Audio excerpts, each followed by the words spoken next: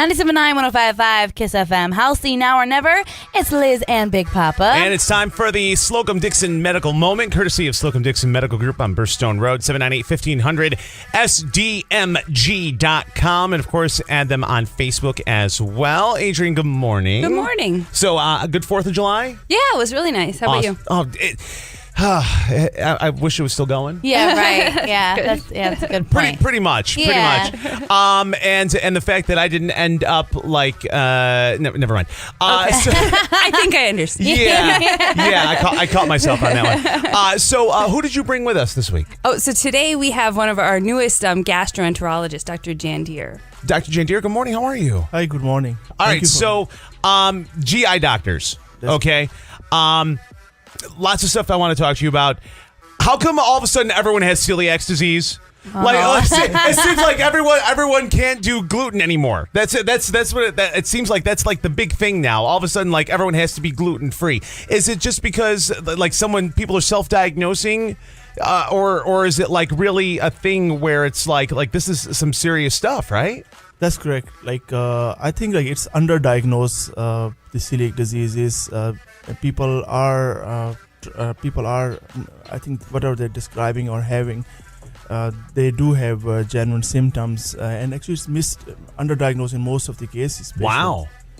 That's incredible. That's not what I expected either. No. I was expecting for him to be like, people just go on WebMD and they're just like, I definitely have that. Yeah, that's what I got. It's underdiagnosed. But what are the things if someone is on the fence about it and not quite sure?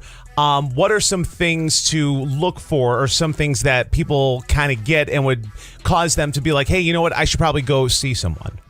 Sure, if they're generally celiac disease is an immunological reaction to an ingredient in diet in wheat, barley, and rye called as gluten. So if they're eating certain diets and they're having symptoms which includes bloating, diarrhea, abdominal pain, you should see a doctor if this is happening on a frequent basis. Try not to stop eating or modifying your diet, as it can alter your blood tests and further investigations if you have.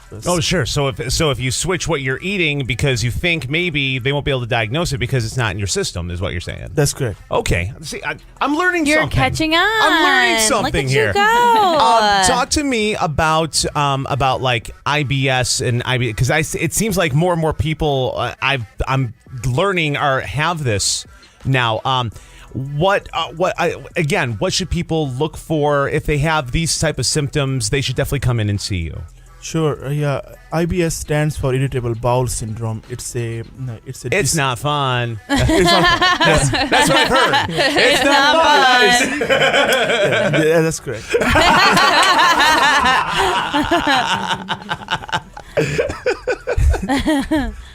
But really, what should if people have what symptoms should they really take an interest in coming to see you? That's correct. It's like abdominal pain, diarrhea that's alternating with constipation, bloating. These are the symptoms. It's a diagnosis of exclusion. We have to rule out the organic cause before we can clearly or labeling someone with irritable bowel syndrome. I'll tell you what, there are lots of people that are dealing with all this kind of, whether it be celiacs or IBS or IBD or anything along those lines. And you're brand new to SLOCUM, correct? That's correct. So if you're having trouble getting in to see GI doctors, because there's like a waiting list and whatnot, this is the perfect. If you're listening right now and be like, listen, I've been on a waiting list for 2 months to see you can literally just make that phone call, right? Dr. Jhandier started today, so we got him right into the radio. Yeah, so no, definitely. No, but definitely open to taking new patients, so go ahead and give him a call. All of the information's on our website, sdmg.com. And then we also have Dr. Odua, who's a primary care physician, still taking patients. So that might be a good place to start, too. Yep. Sometimes people don't go right to a specialist because you're not sure what's going on. So talk to your primary care if you need one. Check out our website. We have a bunch that are taking new patients, especially Dr. Odua, who has a lot more availability than some others. And also, when you go in to see your primary, that's when you get the referral to the GI, and then it just kind of goes from right. there. And then they can follow you through and really figure out what's going, because I think a lot of these conditions, the symptoms are similar for a lot of them. So Right. it takes a little bit of work to figure out what's going on. So, but definitely get it checked out. And that's what makes SLOCUM Dixon great, because the communication between all the different departments and between your primary and the specialist is really, really good. And that's, Right. and as you go into your first day at work, doctor, you'll see that.